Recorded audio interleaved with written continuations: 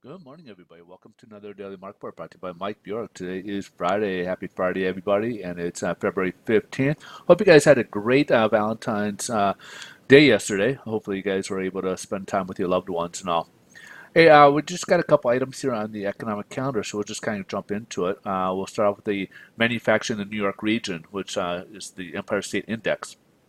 So last month in January, we had a pretty poor data that came in at 3.9 here, which kind of surprised a lot of people. It did improve to 8.8 in February, but still quite little bit lower than what they would like it to be. Again, it's an improvement. It was a lot of people were projecting in the sevens, so it was a little higher than forecast. But again, it's still the number's still a little bit lower than what we would like it to be. We also got industrial production for the month of January. So in December, it grew at 0.1%. Forecast is supposed to be unchanged, and actually it dropped at 0.6%. So obviously not very good news right there. Then we got the capacity utilization for January. So in February, or I'm sorry, in December, it was at 78.7. It was supposed to be unchanged at 78.7, and it dropped also at in January. So not as great as what we would like it to be. And last but not least, but we got some decent numbers here in consumer sentiment. We had, remember, a drop down to 91.2, which caught a bit of a surprise. We were at 98, I think, before in December, but of course it dropped. A lot of it was attributed to the government shutdown, which kind of soured the mood or the sentiment of a lot of the consumers out there.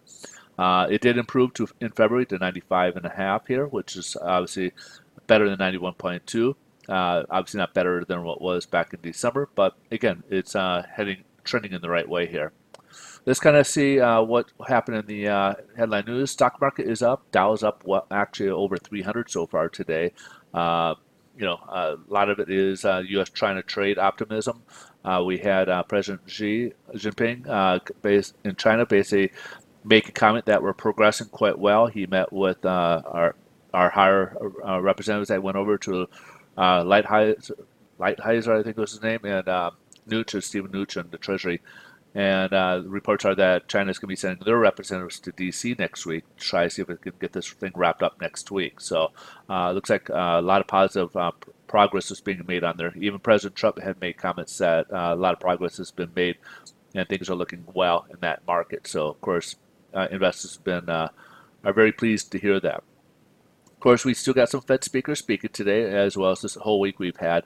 One of them did make a comment. Was it Lyle Baird? Baird is the last name, but they had mentioned that they project that the Fed may uh, stop their balance sheet reduction maybe by end of this year. They may just you know reduce it, but maybe until halt it basically by end of this year. So that could bode well for market as well. They like that news because it's negative for the stock market. But that was also very interesting to hear. Um, Spending bill is about to be signed. They did agree, as we mentioned, it was going through the Congress and then for the president to be signed, which he's expected signing. But then he kind of threw another twist, and the President Trump basically said he didn't get the full funds he was looking for.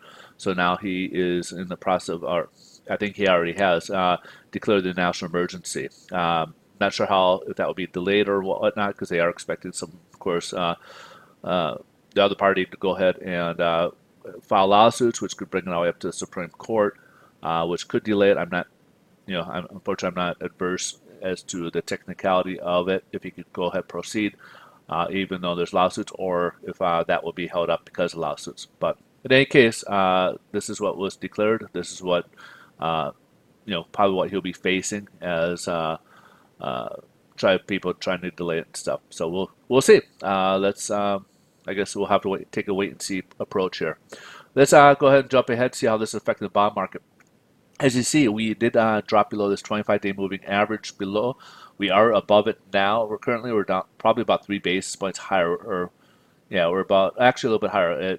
This line here is at 101.95. We're at about 102 right now, so we're down about 5 basis points from where we left off yesterday. Not quite enough for lenders to price worse right now. Lenders are probably, they don't usually start off right down here. They'll start off about mid-morning, about almost like 9 o'clock or so before they do the pricing. So right now it's not quite enough for any pricing for the worst. So pricing should be almost unchanged from yesterday's in terms of mortgage rates here. And then yields. Yields are still below. We're down to 2.66, about where we left off. But it is trying to fight a trend line. So we've been having this trend line kind of going down here in this range here, and it's kind of trying to break above it. And we'll have to kind of wait and see if it can do this or not. If it will break above the trend and then bring upwards. If it does, obviously that's going to add pressure to mortgage-backed securities and hence higher mortgage rates. If it can hold and push it down further, that will further help mortgage rates to improve a bit more. All right, but right now, as we had mentioned, mortgage rates are about the same, should be unchanged from yesterday's pricing. If anything else pops up, I will post it on Twitter. You can follow me at Mike Bjork if you want to get the latest. Otherwise, you guys have a great rest of the day and enjoy your weekend. And remember, tomorrow, on Monday, we'll be closed due to the President's Day as the markets will be closed. So I'll see you guys on Tuesday. Have a great rest of your weekend. Bye-bye.